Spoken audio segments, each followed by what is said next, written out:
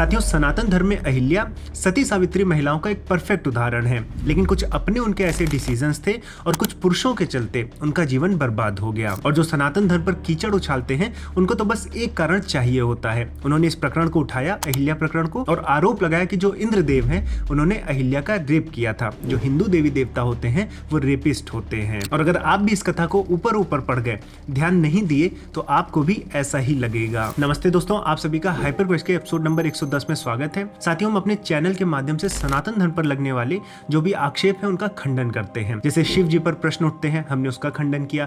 ब्रह्मा सरस्वती जी के संबंधों को लेकर प्रश्न उठते हैं, हमने उसका भी खंडन किया। हमने जो विष्णु जी और कृष्ण जी पर आरोप लगते हैं उनका भी खंडन किया है। लेकिन ये भी एक आरोप जो लगातार इंद्रदेव पर लगता है कि उन्होंने अहिल्या का रेप किया था, इसके विषय में भी आज हम चर्चा करेंगे और जानेंगे कि सच्चाई क्या है। तो चलिए बिना किसी विलंब के आज की वीडियो को प्रारंभ करते हैं।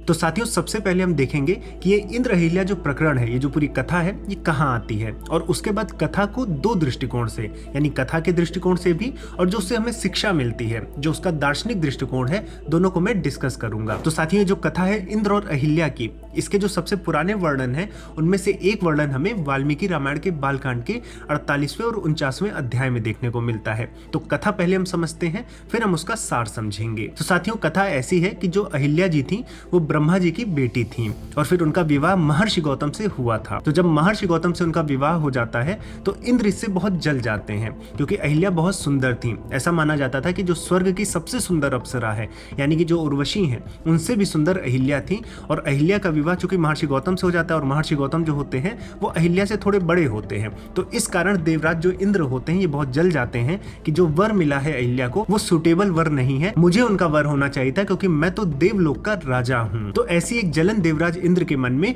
चल रही थी। अब इसी बीच में क्या होता है, इसी बीच में महर्षि गौतम जी एक तपस्या करते हैं। उस तपस्या के संपन्न होने पर ऐसा भी हो सकता था कि महर्षि गौतम को स्वर्ग का राजपाट मिल जाता। तो ये जो जलन चल रही थी देवराज इंद्र के मन में, ये और दुगनी हो जाती है, क्योंकि अब डर आ जाता है कि कहीं मुझे स्वर्ग की गद्दी भी ना छोड़ना पड़े। तो ये जो जलन है ये दो तरफा होती है। एक तरफ तो इतनी सुंदर पत्नी है महर्षि गौतम जी के पास, दूसरी तरफ महर्षि गौतम स्वर्ग के राजा ना बन जाएं, ये भी जलन हो जाती है। तो यहाँ पर देवराज इंद्र के मन में कुटिलता आती है। वो सोचते हैं जब महर्षि गौतम अहिल्या के पास नहीं रहेंगे, आश्रम से दूर रहेंगे, तो मैं अहिल्या के पास जाऊंगा और वहां पर अहिल्या के साथ संबंध बनाऊंगा। अब साथियों, जो अहिल्या है वो भी कोई साधारण स्त्री नहीं है। वो महर्षि गौतम के साथ रहती हैं। महर्षि गौतम के सानिध्य में बहुत ढेर सारे शास्त्रों की भी उनके पास विद्या होती है, वहीं पर वो तपस्या भी करती हैं। तो उनके अंदर का जो इंट्यूशन है वो बहुत स्ट्रांग है। तो इंद्र क्या करते हैं, महर्षि गौतम का भेष बनाकर अंदर जाते हैं, लेकिन अहिल्या अपनी तप शक्ति से ये जान जाती हैं कि ये इंद्र ही हैं जो महर्षि गौतम यानी उनके पति का भेष बनाकर उनसे गलत कार्य करने आए हैं। तो जब अहिल्या को यह बात पता चल जाती है कि स्वयं देवराज इंद्र आए हैं महर्षि गौतम का भेष बनाकर उनसे संबंध बनाने, तो यहाँ पर अहिल्या डरने की बजाय उत्सुक हो जाती हैं कि जो पूरे स्वर्ग लोक का स्वामी है, जो वहां का राजा है, वो मुझसे संबंध बनाना चाहता है। और यहीं पर उनके अंदर एक अहंकार आ जाता है, अभिमान आ जाता है, और वो अपनी सहमति दे देती हैं। तो अगर कोई यहाँ पर आरोप लगाता है कि रेप हुआ था, तो ये पूरी की पूरी मूर्खता है, क्योंकि यहाँ पर जो अहिल्या है वो अपनी सहमति इस चीज में दे देती हैं। तो जब एक स्त्री यहाँ पर सहमति दे रही है तो यहाँ पर रेप का कोई क्वेश्चन उठता ही नहीं है। अब जब ये पूरा प्रकरण हो जाता है तो अहिल्या इंद्र से कहती है कि इससे पहले महर्षि गौतम वापस ना आ जाएं, आप यहाँ से चले जाइए। लेकिन ऐसा नहीं हो पाता है। महर्षि गौतम लौट आते हैं और महर्षि गौतम इंद्र के साथ अहिल्या को देख लेते हैं, और यहाँ पर महर्षि गौतम क्रोधित हो जाते हैं और अपने तपोबल से इंद्रदेव को नपुंसक बन जाने का श्राप दे देते हैं, और साथ में अहिल्या को अदृश्य हो जाने का श्राप देते हैं कि अकेले पड़ी रहो और प्राणियों से अदृश्य हो जाओ। यहाँ पर कई लोगों को लगता है कि अहिल्या को पत्थर बनने का श्राप मिला था। वो दूसरे रामायण के संस्करणों में होगा, लेकिन जो वाल्मीकि रामायण का संस्करण है उसमें ऐसा नहीं दिया गया है। उसमें पत्थर बनने का श्राप नहीं है, उसमें अदृश्य हो जाने का श्राप है। ये एक मेटाफर भी हो सकता है कि आप दूसरे प्राणियों से नहीं मिल पाएंगी, आप अकेले ही एक आश्रम में पड़ी रहेंगी। तो इस प्रकार से दो श्राप लगते हैं। एक पहला इंद्र को लगता है कि वो नपुंसक हो जाएंगे और दूसरा अहिल्या को लगता है कि वो जिंदगी भर अकेली रह जाएंगी और कोई भी प्राणी उनको देख नहीं पाएगा, यानी वो किसी भी प्राणी से कोई सहायता नहीं ले पाएंगी, उनको अकेला अपना पूरा जीवन बिताना पड़ेगा और जब तक श्री राम जी के दर्शन नहीं होंगे उनका उद्धार नहीं हो पाएगा।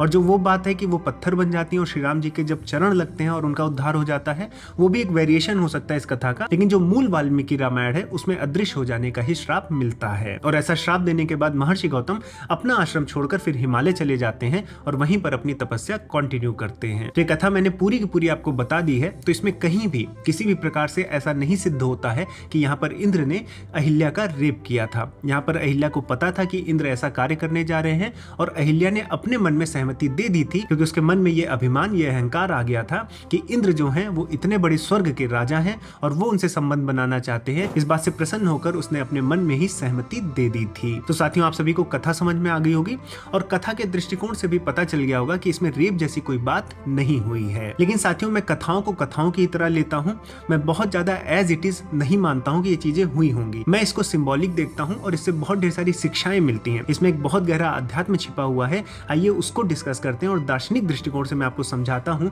कि ये कथा हमें क्या समझाना चाहती है।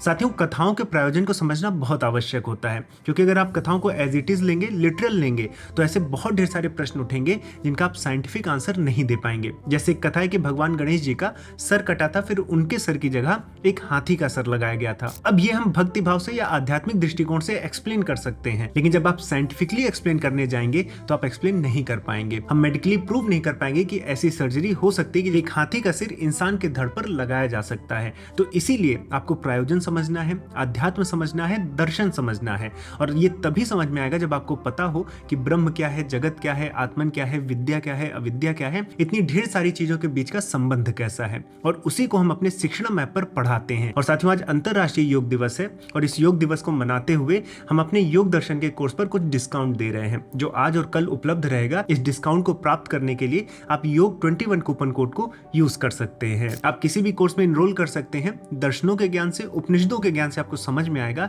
कि हर कथा के पीछे का आध्यात्म क्या है, शिक्षा क्या है और क्या गूढ़ दर्शन छिपा हुआ है। और ये सारे के सारे कोर्सेज जो हैं ये लाइफ टाइम के लिए अवेलेबल कराए जाते हैं, जिसका मतलब ये है कि ना केवल आप कोर्सेज को लाइफ टाइम के लिए पढ़ सकते हैं, बल्कि लाइफ टाइम के लिए आजीवन आप कोई भी प्रश्न हो हमसे पूछ सकते हैं। एक बार आप जुड़ कर देखिए, हमारा आपको पूरा सपोर्ट रहेगा। ऐप और वेबसाइट की लिंक और डिटेल्स आपको नीचे कमेंट सेक्शन और डिस्क्रिप्शन बॉक्स में मिल जाएगी। साथियों, अब आइए देखते हैं कि जो हमने इंद्र अहिल्या की कथा सुनी उसके पीछे का आध्यात्म क्या है और कौन सा गूढ़ दर्शन छिपा हुआ है। साथियों, कई बार कथाओं में अतिशयोक्ति होती है, कहीं पर क्रिएटिव लिबर्टी ली जाती है और हम उसको क्या करते हैं, लिटरल ले लेते हैं और उस पर लड़ने लगते हैं। लेकिन ऐसा नहीं है। जब हम कहते हैं कि श्री राम जी ने रावण को मारा था, वो एक फैक्ट हो सकता है, लेकिन बाद में हम ये भी कहते हैं कि श्री राम जी ने जब रावण को मारा तो वो एक तरह से अच्छाई की बुराई पर जीत है। तो उसका दर्शन भी हम देखते हैं कि वो हमें क्या शिक्षा दे रहा है। अगर आप इस कथा को डिकोड करना चाहें तो यहाँ पर हमें 3 लोग पहले दिखते हैं। कौन कौन दिखता है? हमें इंद्र दिखते हैं,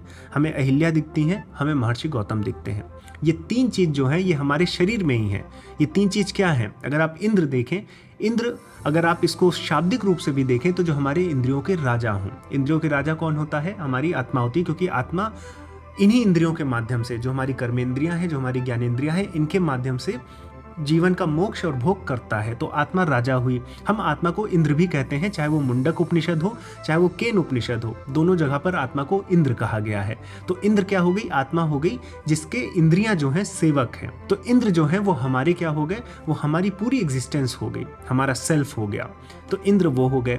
उसके बाद जो महर्षि गौतम है वो बुद्धि है, जो हमारा ब्रेन है। महर्षि गौतम उसको दिखाते हैं, क्योंकि महर्षि गौतम यहाँ पर एक ऋषि हैं, तपस्या है, वेदों का उनको ज्ञान है, शास्त्र का ज्ञान है, इसलिए वो बुद्धि हुए। और जो अहिल्या है वो हमारी बॉडी है। हमारी बॉडी अहिल्या की तरह है, क्योंकि अहिल्या को यहाँ पर बहुत सुंदर दिखाया गया है, बहुत एक भोग की वस्तु दिखाई गई है। तो बॉडी हमारी अहिल्या है। अब आप समझिए क्या हो रहा है यहाँ पे। क्या हो रहा है? देवराज जो इंद्र है, जो हमारी आत्मा है, जब उसको ये आभास होना बंद हो जाता है कि वो सेल्फ जो है वो अलग है, वो विषय से अलग है, जब आत्मा को यह आभास बंद हो जाता है, चाहे आप सांख्य दर्शन में देखें, सृष्टि कैसे बनती है? जब पुरुष भूल जाता है कि वो पुरुष है, पुरुष प्रकृति का खेल देखने लगता है, तो ये सृष्टि बनती है। तो ऐसे ही जब आत्मा ये भूल जाती है कि आत्मा है वो, जगत से दूर है, तो उसको क्या होता है, उसको जलन होती है, जैसे इंद्र को जलन हुई थी और वो भोगना चाहता है। अब इसमें बुद्धि अच्छा खेल कर सकती है। अगर आपकी बुद्धि आपको समझा पाए कि आपकी जो सेल्फ है, जो आपकी आत्मा है, जो इंद्र है, वो अलग है, अहिल्या अलग है, अगर साथ में आएंगे तो फिर विषय भोग होगा, सृष्टि होगी और फिर नाना प्रकार के विकार उत्पन्न होंगे। लेकिन बुद्धि क्या होती है, दूर चली जाती है। महर्षि गौतम यहाँ पे क्या कर रहे हैं, महर्षि गौतम आश्रम छोड़ के दूर चले गए। तो जब आपकी बुद्धि आपसे दूर चली जाती है तो जो आपकी आत्मा है, वो आत्मा समझ नहीं पाती कि वो आत्मा क्या है। वो तो स्वर्ग की देवता है, उसके पास तो स्वर्ग है, लेकिन वो एक छोटी सी चीज के पीछे भागने लगती है। तो ऐसे ही जब महर्षि गौतम आश्रम से दूर जाते हैं, यानी कि आप अपनी बुद्धि से दूर जा रहे हैं, तो आपकी आत्मा जो होती है वो समझ नहीं पाती उसका सत्य स्वरूप क्या है, और वो इंद्रियों के माध्यम से विषय को भोगने लगती है। विषय यहाँ पर क्या है, बॉडी क्या है, अहिल्या है। तो जब अहिल्या को भोगने लगती है तो क्या होता है, बॉडी में विकार आता है, आपकी बॉडी खराब होती है। तो अहिल्या के साथ फिर क्या हुआ, अहिल्या को श्राप लगा और वो अदृश्य होना पड़ा या पत्थर बनना पड़ा। और फिर जब वर्षों तक पत्थर बने रहे, वर्षों तक अदृश्य रहे, तब जाकर श्री राम जी के दर्शन हुए और उद्धार हुआ। यानी कि जब आप कुछ गलत काम कर लेते हैं, अपने सेल्फ को नहीं जानते हैं कि इंद्र क्या है, और कुछ गलत काम करते हैं, तो आपको फिर तप करना पड़ता है, आपको फिर पत्थर जैसा बनना पड़ता है, डिटैच होना पड़ता है, अदृश्य होना पड़ता है। कोई भी तपस्वी जब तप करता है, अपने आप को शुद्ध करता है, तो इस जगत से दूर जाता है। ऐसे ही अहिल्या को पत्थर बनना पड़ा था, अदृश्य होना पड़ा था, क्योंकि जिससे इस जगत से डिटैच होके वो श्री राम जी के दर्शन कर पाए, ब्रह्म के दर्शन कर पाए, तब जाकर फिर वो वापस लौटती हैं। तो ये कथा जो है बहुत अच्छे माध्यम से आपको जो ब्रह्म ज्ञान है ये बताती है। लेकिन ये कोई आपको नहीं बताएगा, क्योंकि इसके पीछे आपको गंदगी दिख सकती है, क्योंकि गंदगी सबके दिमाग में है। गंदगी ढूंढने जाएंगे तो हर एक कथा मिलेगी, लेकिन जब आप उसको समझने को कोशिश करेंगे कि इंद्र शब्द कहाँ से आया, महर्षि गौतम क्या दिखा रहे हैं, अहिल्या इतनी सुंदर है तो वो क्या, अहिल्या भोग की वस्तु क्यों दिखाई जा रही है, अहिल्या क्या है। जब आप इस ट्रायंगल को कंप्लीट करेंगे तब आपको समझ में आएगा कि जब जब आपकी बुद्धि छूटती है, जब जब आपकी बुद्धि काम नहीं करती, या फिर आप बुद्धि को अनदेखा करते हैं, तो आपका जो सेल्फ होता है वो गलत काम उठा लेता है और उसकी सजा आपके शरीर को मिलती है। फिर जब आप तप करते हैं वर्षों का, तब आपको रियलाइज होता है आपका आत्मन, आपका ब्रह्म, जो कि श्री राम जी हैं, जिसका दर्शन करके फिर अहिल्या का उद्धार हुआ था। तो ये था इसका दार्शनिक दृष्टिकोण, जिसके माध्यम से आप समझ पाएंगे कि ये जो इंद्र अहिल्या का प्रकरण है ये आपको क्या समझाना चाहता है। तो कथाओं को कथाओं की तरह लें, लेकिन साथ में उसकी जो शिक्षा है, उसके पीछे का दर्शन है, उसको भी समझें। इसीलिए मैं कहता हूं कि जब आप दर्शन जानेंगे, जब आप ब्रह्म ज्ञान जानेंगे, जब आप जानेंगे कि आत्मा क्या है, आत्मा को किन किन रूपों में बताया गया है, आत्मा का जगत से क्या संबंध है, आत्मा का इंद्रियों से क्या संबंध है, मन क्या है, तब आपको इन कथाओं का अर्थ समझ में आता है। और यही हम प्रयास कर रहे हैं शिक्षणम पर, जब हम दर्शन को पढ़ाते हैं, उपनिषदों को पढ़ाते हैं, संस्कृत भाषा को पढ़ाते हैं। क्योंकि अगर आपको भाषा भी नहीं पता है तब भी आप शब्दों के अर्थों में त्रुटि कर जाते हैं। तो शिक्षणम के माध्यम से हम ये ज्ञान जन जन तक पहुंचा रहे हैं, जिससे इस प्रकार की जो गलत बातें हैं, जो गलत आक्षेप लगते हैं, उनका आप खंडन भी कर पाएं। खंडन करना उद्देश्य नहीं है, उद्देश्य यह है कि उसके पीछे का आप अर्थ समझें, शिक्षा समझें, तब जाके जो है आपको वो सेल्फ रियलाइजेशन होगा। तो साथियों, इसी के साथ इस वीडियो को यहीं पर समाप्त करेंगे। आशा करता हूं कि आपको इस वीडियो के माध्यम से इंद्र अहिल्या प्रकरण के बारे में पता होगा। आपको ये भी पता चला होगा कि कथा में ऐसा कुछ भी नहीं है कि आप ये बोल सके कि इंद्र ने अहिल्या का रेप किया था। और कथा तो कथा है, लेकिन उसके बाद जो दर्शन है उसका, जो उसके पीछे की शिक्षा है, वो भी मैंने आपको बताई है। साथ में आप शिक्षण पर अपने मनपसंद कोर्सेज में एनरोल कर सकते हैं। कुछ ना कुछ आपको जरूर वहां सीखने को मिलेगा। मैंने वहां पर डिटेल में हर एक दर्शन को, उपनिषद को पढ़ाया है। वीडियो आपको पसंद आई है तो लाइक जरूर करें। कमेंट सेक्शन में हमें बताएं कि और भी किन विषयों पर आपको वीडियो चाहिए। साथ में और भी हमने जो वीडियोस बनाई हैं, चाहे वो शिवलिंग पर वीडियो बनाई हो, चाहे ब्रह्मा सरस्वती जी के संबंध पर बनाई हो, चाहे शिव मोहिनी पर बनाई हो, जहां जहां आरोप लगे हमने सबको खंडन किया है, सबके विषय में बताया है, पढ़ के बताया है, विद डिटेल बताया है। तो आप उन सभी वीडियो को जरूर देखें। अगर आपको चैनल अच्छा लगता है तो चैनल को भी सब्सक्राइब कर लें। साथियों, अब मैं दूंगा इस वीडियो को यहीं पर विराम। अब मैं मिलूंगा नई वीडियो में नए टॉपिक के साथ। तब तक के लिए जय श्री राम।